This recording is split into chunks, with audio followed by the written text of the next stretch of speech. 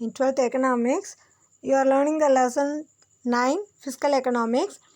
In fiscal economics, you have learned what is public finance and what are the private finance, public finance, what are the similarities and dissimilarities between private finance and public finance, and the scope of public finance. Let us learn about the functions of modern state. The modern state is the welfare state and not just police state. The state assumes greater role by creating economic and social overheads, ensuring stability both internally and externally, conserving resources for sustainable development and so on. இப்போ இருக்க கவர்மெண்ட்டை நம்ம modern welfare ஸ்டேட்டுன்னு சொல்லலாம். ஏன் அப்படின்னா மக்களோட நலன் தான் இங்கே வந்து முக்கியம்.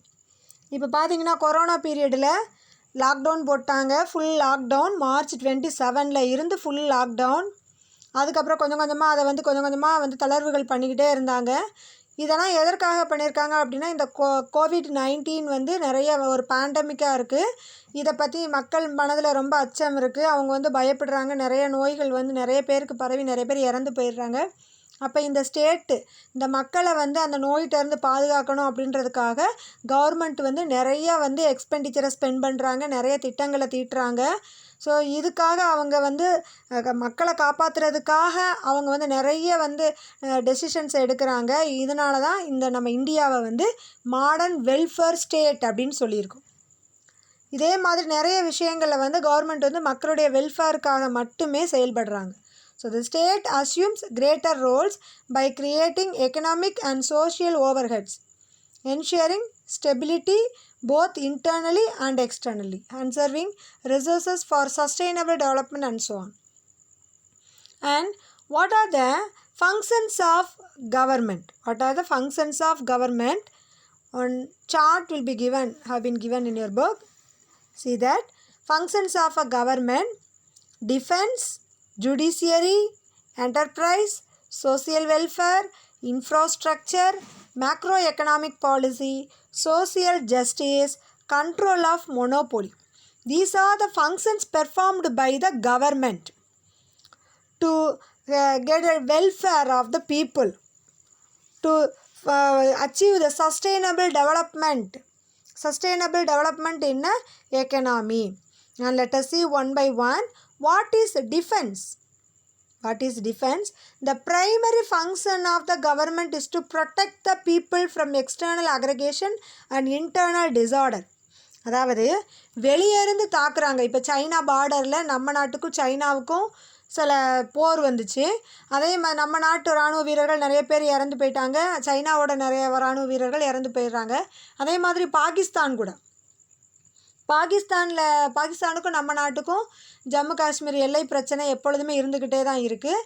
அந்த பிரச்சனையிலையும் நம்ம நாடை வந்து பாதுகாக்கணும், அந்த இதில் இருந்து நம்ம நாட்டோட எல்லையை பாதுகாக்கணும் அப்படின்றதுக்காக நம்ம நாட்டு இராணுவ வீரர்கள் வந்து அங்கே குளிர்லையும் மழையிலையும் பொருட்படுத்தாமல் அங்கே ஜம்மு காஷ்மீர் எல்லையில் இருக்காங்க.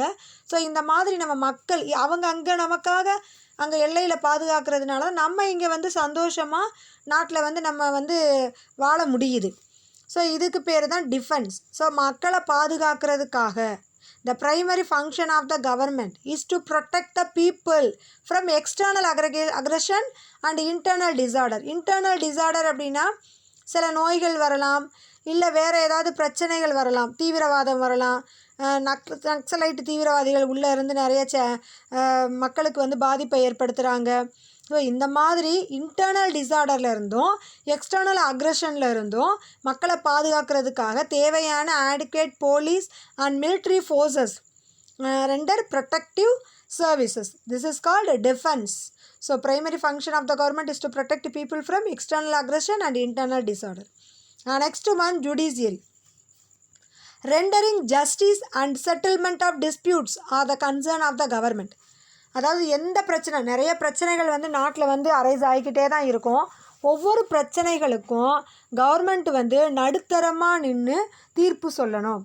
இப்போ இந்த தூத்துக்குடியில் அந்த கோவில்பட்டியில் தகப்பன் மகன் கொலை வழக்கு அப்படின்னு சொன்னாங்க. அதில் வந்து யார் பாதிக்கப்பட்டாங்களோ அவங்களுக்கு தேவையான நீதி கிடைக்கணும் அப்படின்றதுக்காக கவர்மெண்ட் வந்து முழு மூச்சோடு உழைச்சிக்கிட்டு இருக்காங்க. ஸோ இந்த மாதிரி நாட்டில் எந்த மக்களுக்கு, பாமர மக்களாக இருந்தாலும் சரி, யாராக இருந்தாலும் சரி, புவர் பீப்புளாக இருந்தாலும் சரி, ரிச் பீப்புளாக இருந்தாலும் சரி, எந்த டிஸ்பாரிட்டிஸும் இல்லாமல் எல்லாருக்கும் தேவையான adequate judicial structure to rend justice to all classes of citizen, whether they may be a poor people or a rich people or a medium class people.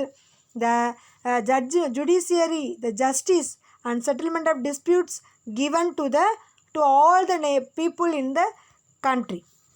And enterprises, the regulation and control of private enterprises fall under the purview of the modern state. Regulation அதாவது தனியாக நிறைய industries இருக்கும், companies இருக்கும்.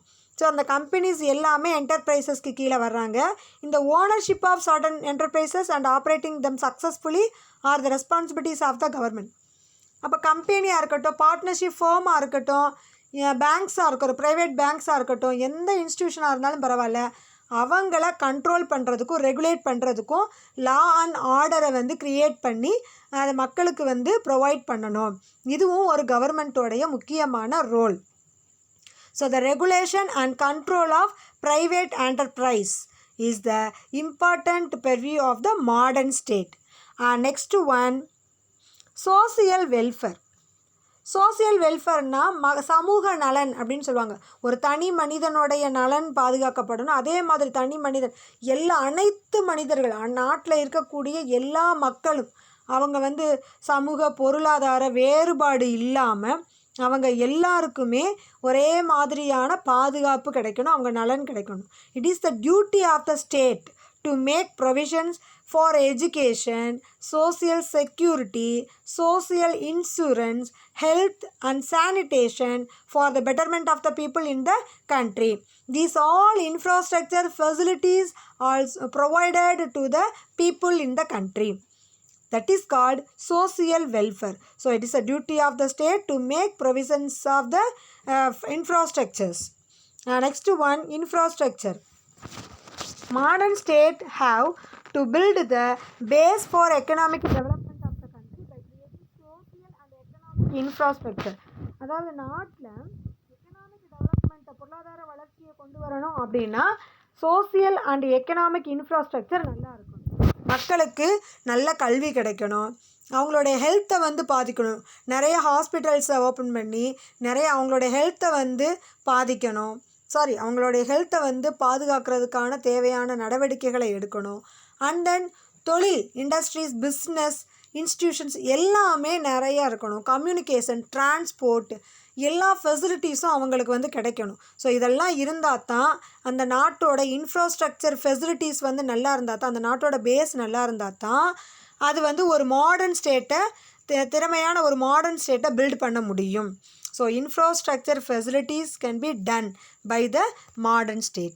And macroeconomic policy. The government has to administer fiscal policy and monetary policy to achieve macroeconomic goal. Macroeconomic goal அப்படின்னாலே throughout the world you can study about the world. நாட்டில் இருக்கக்கூடிய எல்லா கண்ட்ரீஸில் நடக்கக்கூடிய சோசியோ எக்கனாமிக் டெவலப்மெண்ட்டை பற்றி படிக்கிறோம்.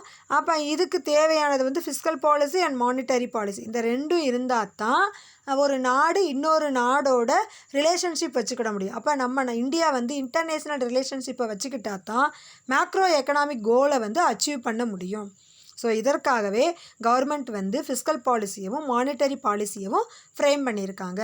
Monetary policy means the government has to control the supply and cost of money. The RBI, it is given to the RBI. The responsibilities should be given to the RBI.